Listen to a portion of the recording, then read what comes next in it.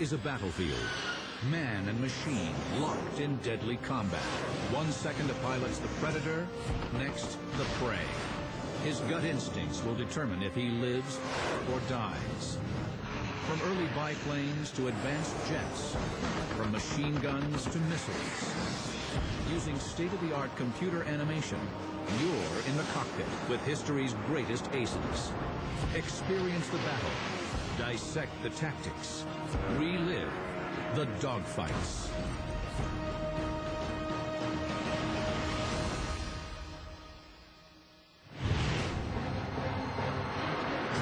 Fighter planes patrol hostile skies.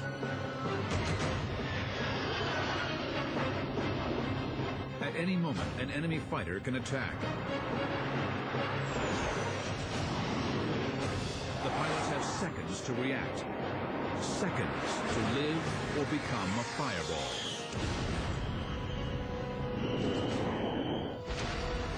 I liken it to gladiator work. These are fights to the death. And it only ends when you kill him, he kills you. And they're vicious, violent. They end in a big explosion, a lot of fire, the planes burn. That's what it's about. Living or dying depends on winning or losing. And you win and you live. It was a game, in a way. It was the world's most dangerous game. The first time you are at the controls by yourself and depart Mother Earth, you're changed forever. Forever. Supersonic jets. Laser-guided missiles. Computer-enhanced controls that fuse pilot and plane into one deadly entity. These are the tools of modern dogfighting. But the tactics were born in an era of canvas, wood, and wire. 1914, the dawn of World War I, only a decade since the invention of flight. The war is fought on the ground and sea, and for the first time in the air. Aircraft are new, small, slow, and fragile. They're used to observe enemy movements. Soon, pilots begin shooting at each other. Manfred von Richthofen, the famous Red Baron, his first 2 kills were, I believe, from the back seat with a shotgun. They said, though, there's got to be a better way. They mounted a machine gun back there.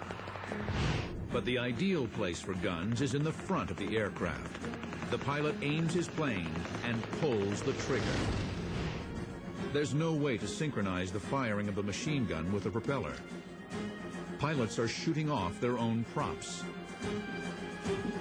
By the fall of 1915, Dutch aircraft designer Anton Fokker, working with the Germans, revolutionizes the air war with a new invention. The interrupter gear would set forth a series of lever movements. It would prevent the machine gun from firing when the propeller was right in front of the machine gun. It's a huge success. The Germans create the first true fighter plane. The Allies find a downed German fighter with the interrupter gear intact and copy it. The skies become a killing field. The early days of fighter aviation were pretty colorful. 1 in 4 of the fighter pilots didn't survive training. It was a high casualty business back in the early days. The deadliest warriors who get 5 kills earn a new title, the Ace. Only 1 pilot out of 20 becomes an ace, meets that magic 5 victory mark. But there are no established rules. It's trial and error means certain death. The average lifespan for a new pilot is 3 weeks. These men were very, very brave men. The aircraft could disintegrate. The airplane could just catch on fire. The airplanes had no brakes, no oxygen. They didn't have parachutes. If the airplane was put out of action, they went down with it because there's no way to get out. By September 1916, leading German ace Oswald Bohlke publishes the doctrine for air combat. His 8 rules are in a manual called Dicta Bulka. Rule 1. Keep the sun behind you to conceal your position. Rule 2. Follow through on your attack. If you run, you're an easy target. Rule 3. Fire only at close range to ensure hits and save ammunition. Rule 4. Keep your eye on your opponent. Watch out for tricks.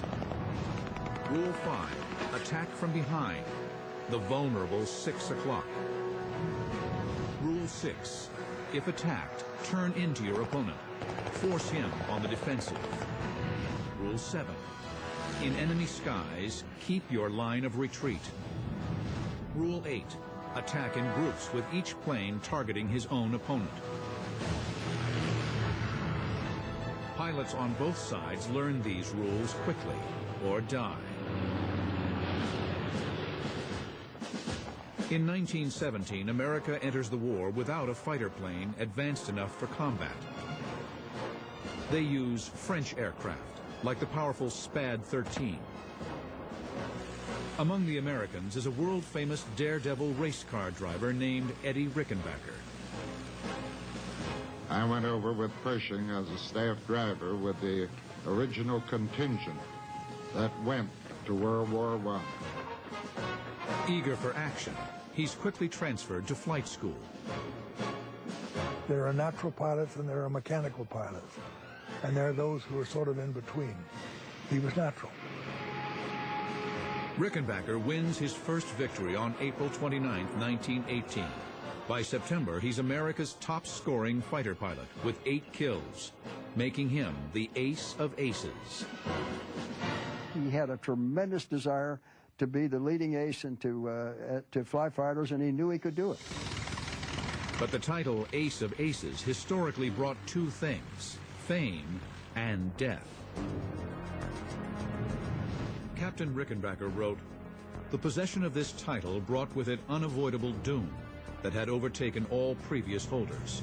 I began to feel this superstition was the heaviest burden I carried into the air, but I never could forget the life of a title holder is short." On September 24, 1918, Rickenbacker takes command of the famous 94th Aero Squadron. The Hat-in-the-Ring Squadron scores nearly 70 kills during the war, more than any other American fighter group. Rickenbacker promises his men that he'll lead by example. At dawn the next morning, September 25th, he takes off alone in his SPAD-13 to keep that promise.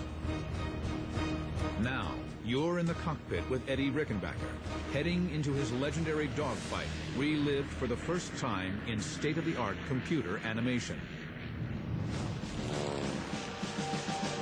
At first, Rickenbacker has the sky to himself. Then he spots 2 large specks below in the distance. They're 2 German LVG observation planes, perfect targets.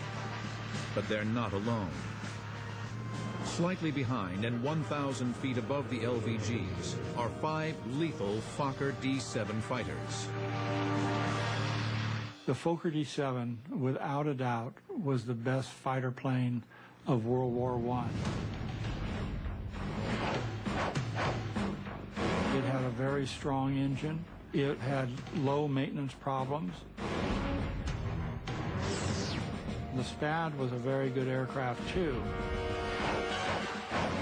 Very sturdy, and it was really great in a dive. Rickenbacker's SPAD is faster than the German Fokker. The 2 planes are equally armed, but the Fokker is more maneuverable.